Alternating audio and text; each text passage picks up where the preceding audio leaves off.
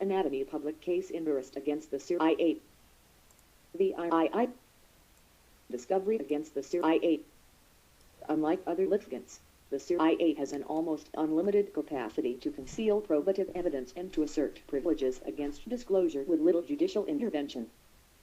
In the Canadian brainwashing case, getting the truth about what happened was all the more difficult because 2 decades of concealment were continued into the 1980s with unwarranted claims of national security privilege.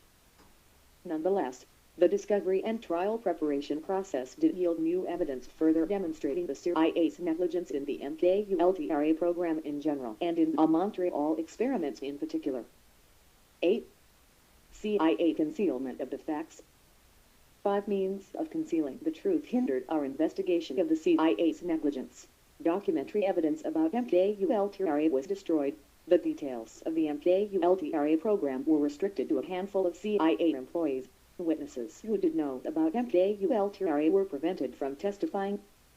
Witnesses who did testify told as little as possible, and national security claims were groundlessly invoked to prevent disclosure of information embarrassing to the CIA. Oliver North was not the government's first shredder. Most of the documentary evidence about the Montreal Experiments had been destroyed in 1973. At that time, CIA Director Richard Helms and Sidney Gottlieb, who were both planning to leave the agency, joined in ordering the destruction of all MKULTRA files. 21 This loss was particularly significant because it denied us a documentary basis for cross-examining Mr. Helms, whose lack of credibility had been established when he committed perjury in testimony before Congress in the mid-1970s. In the early 1970s, Helms categorically denied under oath before the Senate Foreign Relations Committee that the CIA was trying to overthrow the Marxist Allende government in Chile, when he had, in fact, directed massive covert efforts to do just that. 22 Moreover, Helms went out of his way to lie. For the false testimony came not at some Senate hearing where he was defending the CIA's reputation, but at a hearing where he was personally seeking confirmation as ambassador to Iran. The honorable course would have been to refuse to discuss the Chilean incident with the committee and to take his chance of losing the ambassadorship. It was not any secrecy that Helms had with the CIA that was at stake. It was his nomination as ambassador to Iran. Faced with the alternatives, Helms lied.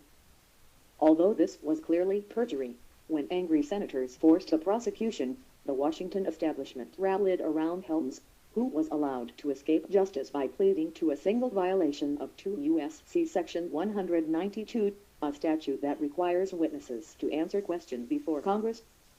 This was the sweetheart deal Helms got. In order to relieve Mr. Helms of pleading to a felony charge of perjury, the Justice Department created a special misdemeanor to which he was permitted to plead no contest. The Department of Justice charged Helms with, Helms pleaded to, and the judge sentenced him for the crime that doesn't exist. The Department of Justice was so anxious to strike a bargain with the defense that it manufactured a crime for the occasion. Mr. Helms was charged with the misdemeanor of failing to testify fully, completely and accurately before a Senate committee. There is no such crime. There is a felony statute of perjury before Congress and a misdemeanor statute of contempt of Congress or a refusal to answer. Helms was charged under the latter statute. But he did the exact opposite.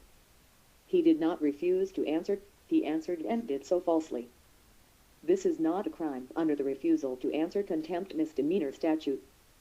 Yielding to the government's intense pressure to accept the no-jail plea bargain, Judge Barrington Parker assessed only the $2,000. The group of 400 retired CIA intelligence officers promptly donated funds to pay Helms' fine at an impromptu victory party at the Kentwood Country Club following his sentence. 23 As Joseph Fraud wrote in the November 9, 1977 edition of the Washington Post, the CIA now knows that the law is only peripherally for them. The problem that Helms presented was typical of those we would face with the covert operators at the CIA. Here was a man who had lied to Congress and gotten away with it. Was there any reason to expect him to do less in a private litigation? The 1973 destruction of MKULTRA documents virtually guaranteed that Helms would have free rein to concoct any story at all when we questioned him. As the Helms perjury incident demonstrates, Senior CIA officials can seemingly lie with impunity, and documentary evidence is therefore all the more critical in getting the truth. The lost documents would also have been a great aid in questioning Sidney Gottlieb, who had earlier demanded immunity from prosecution before testifying about his role in CIA assassination plots, including one in which he had personally carried anthrax toxins to the Congo in an abortive effort to eliminate the trace legume. Without documents to force their testimony, Helms and Gottlieb would be free to forget and thus to evade whatever they wished. 24. To conceal further its role in brainwashing experimentation, in the early 1950s the CIA established a front organization, the Society for the Investigation of Human Ecology, sometimes abbreviated SIHE, at the Cornell University Medical School in New York City. As CIA officer John Gitter confirmed, the society served as a conduit for brainwashing research. Since the program operated undercover, people outside the CIA were prevented from knowing anything about MKULTRA. There would be no witnesses outside the agency. The MKULTRA program also operated outside the normal CIA administrative channels without the usual contractual arrangements, and was concealed even inside the CIA under a practice called compartmentation. As the more recent CIA director, Stanfield Turner, explained at his deposition, in MKULTRA CIA employees used compartmentation to so narrow who knows a thing, that there was virtually no check or very little check on their activities. Compartmentation thus ensured that there would be no witnesses aside from Helms, Gottlieb, and their assistants. 25. When former CIA employees were subpoenaed and did testify, lawyers for the agency prevented full answers to our questions. This practice took the form of rather blatant intimidation. For example, at a meeting to prepare his testimony one day prior to deposition, John Gitter was told by counsel for the CIA that he would be liable for prosecution if he began to talk about some of that. Furthermore, although the CIA counsel present at the deposition did not represent Gitter and would have had a conflict of interest had he done so, he nonetheless directed Gitter not to answer a number of questions, a practice authorized neither by statute nor rule of the court. In subsequent depositions, CIA lawyers simply ignored their conflicts of interest and claimed to represent both the CIA and its former employees. Then they decided that a question should not be answered. In this way, even the former employee who wanted to tell all could be prevented from doing so. The testimony that we did obtain from former CIA officials was often less than candid. The central axiom of clandestine activities, such as the MKULTRA program, is that CIA must maintain plausible deniability. This means that layer upon layer of cover stories are available to conceal agency involvement, and that agency operatives are schooled in telling half-truths or outright lies to minimize disclosures.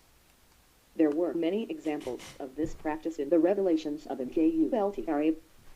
CIA agent James Monroe erroneously told the New York Times that the Society for the Investigation of Human Ecology, which he ran, received only 25 to 30% of its budget from the CIA, with the bulk coming from other foundations and private donors.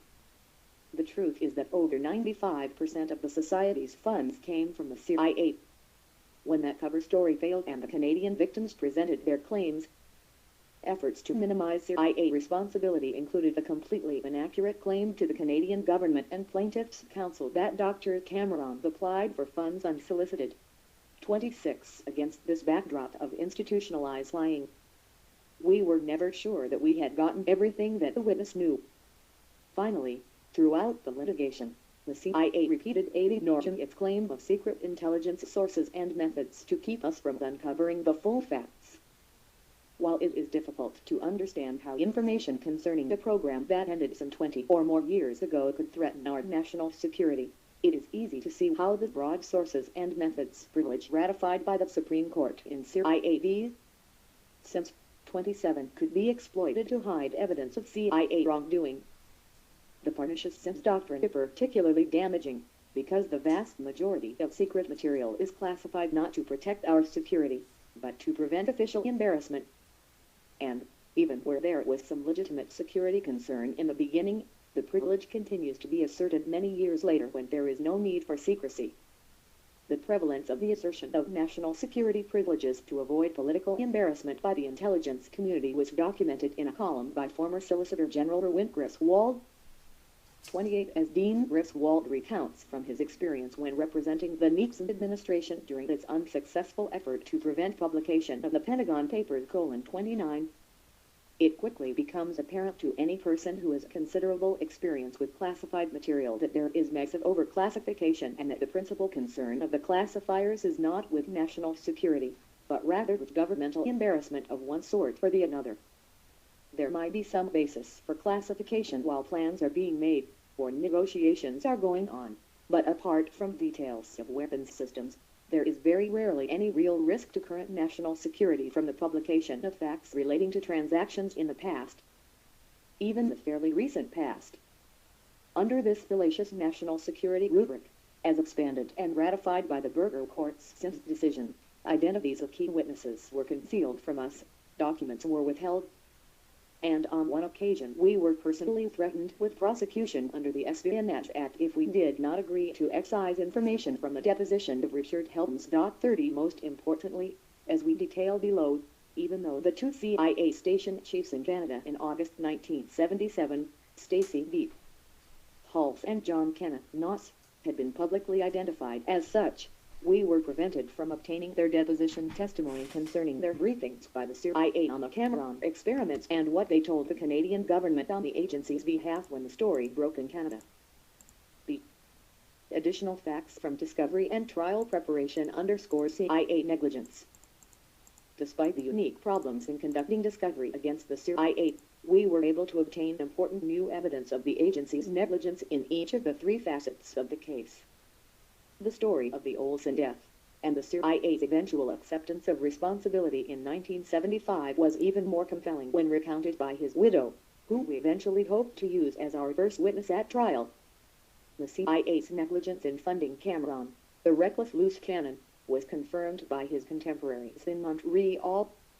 The CIA's negligence in failing to ensure the safety and consent of Cameron's patients was admitted in deposition testimony by CIA officers. The group of psychiatrists who evaluated our client's experiences under Cameron's care confirmed the bizarre and injurious nature of the CIA-funded brainwashing experiments. Finally, during discovery we had obtained important admissions of culpability on the part of the CIA and the U.S. government. 1. New evidence about the Olsen death.